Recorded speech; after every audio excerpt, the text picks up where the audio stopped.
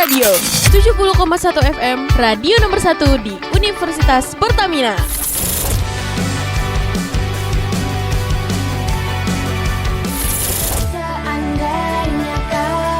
Satu komunikasi satu. Hai Sobat Bas Radio, kembali lagi di program Nada dan Bisnis. Nah, di sini aku Yuslina bersama teman-teman komunikasi akan bahas dalam bisnis. Sebelumnya kenalin dulu sama teman-teman komunikasi, ada Bang Bilal dan Reva. Halo.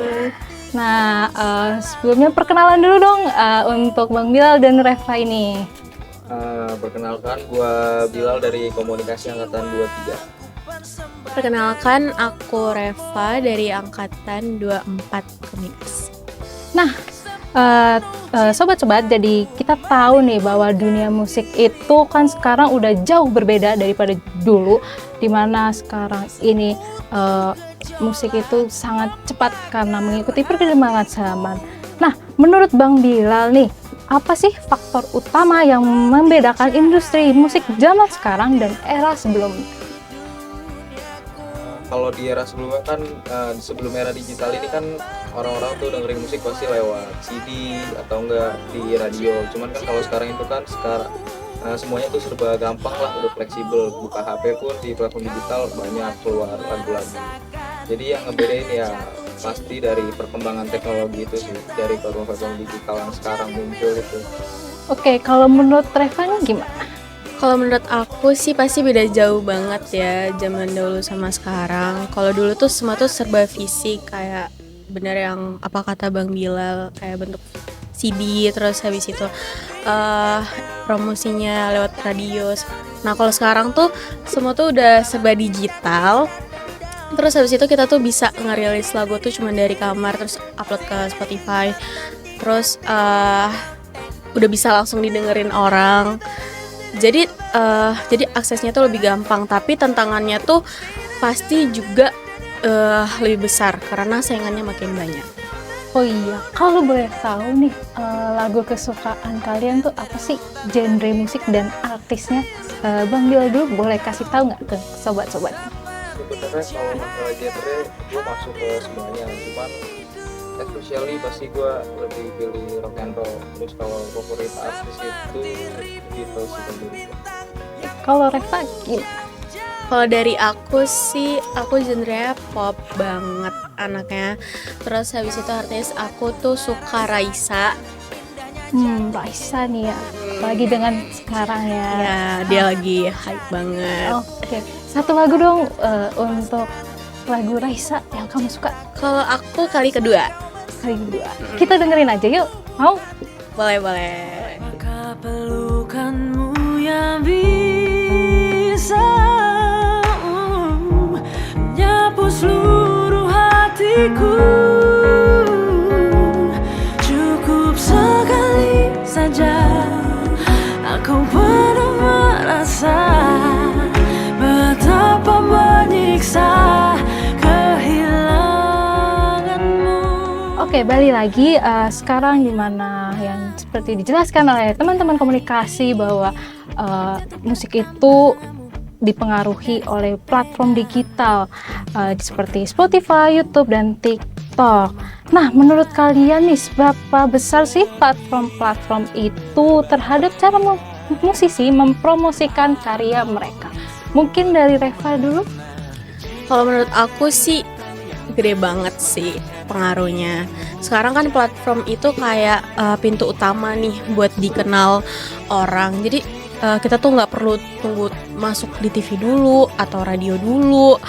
Jadi kita tuh kalau kita tuh cocok sama algoritma TikTok misalnya nih sekarang, bisa tuh langsung viral kayak gitu.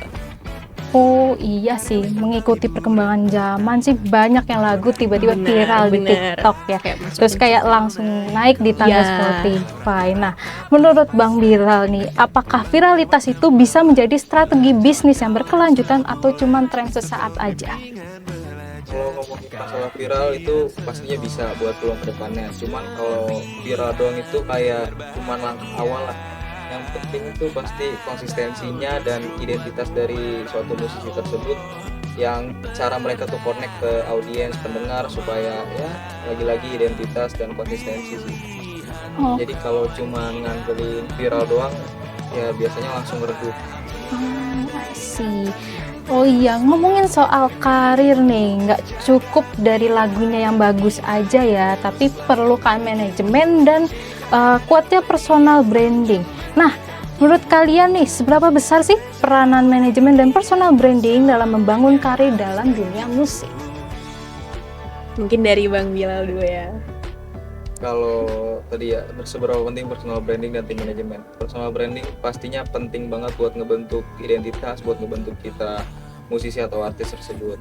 Terus kalau dari manajemen pastinya karena manajemen yang setiap musisi itu harus punya tim manajemen yang baik buat ngatur waktu di belakangnya, buat ngatur jadwal-jadwal, buat ngurus urusan di balik layar gitu. Jadi selama artis atau musisi ini berkarya nulis lagu, tim manajemen itu yang ngatur di belakang layarnya.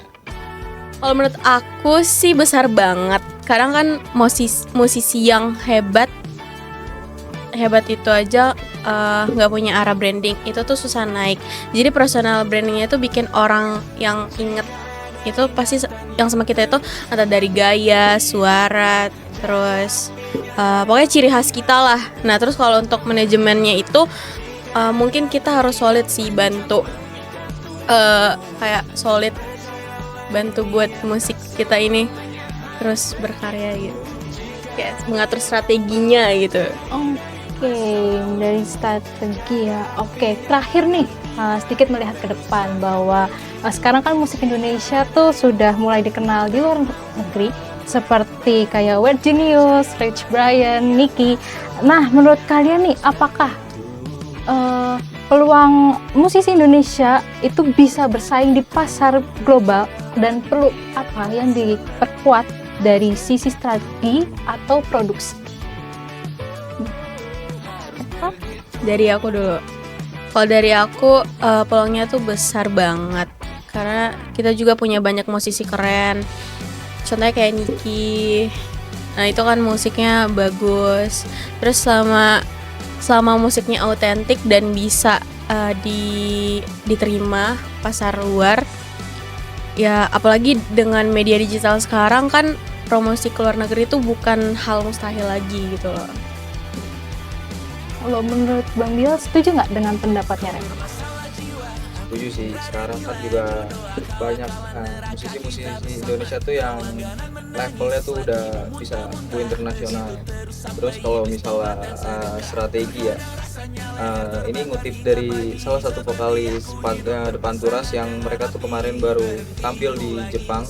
Itu di salah satu podcast tuh dia bilang kalau misalnya mau go internasional kan pasti musisi-musisi tuh ada yang nampilin budaya luar. Nah, gimana cara mereka tuh supaya buat go internasional itu mereka pilih jalan yang beda. Jadi mereka itu nunjukin budaya lokalnya. Kayak di salah satu albumnya tuh ada yang isinya tuh lirik-lirik Sunda gitu. Jadi selain band mereka yang go internasional, budaya-budaya Indonesia pun bisa lebih dikenal di luar gitu. Oke, wah seru banget sih ngobrol dengan teman-teman komunikasi yang banyak banget insight-nya tentang dunia bisnis musik ya, dari segi strategis, segi pandangan mereka dengan musik genre mereka beda-beda banget.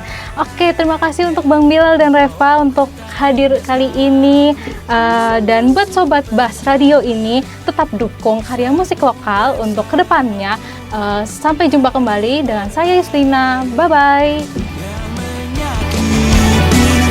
Bass Radio 70,1 FM, radio nomor 1 di Universitas Pertamina.